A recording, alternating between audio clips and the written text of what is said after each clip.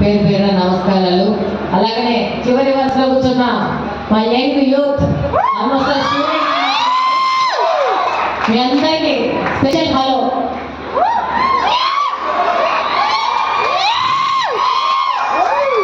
Election ముందే నేను వచ్చి మిమ్మల్ని అందరినీ కలవాలనుకున్నాను.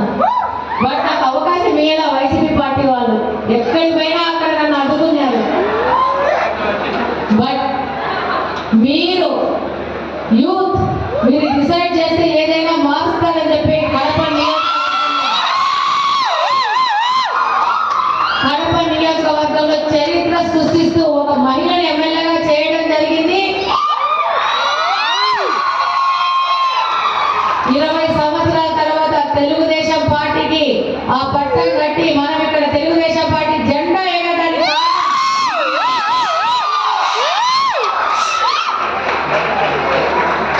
నాకు మారెడ్డి మామ దాదాపు నాకు పర్సనల్గా నేను చూసిన దాదాపు 35-40 సంవత్సరాల నుంచి తెలుసు.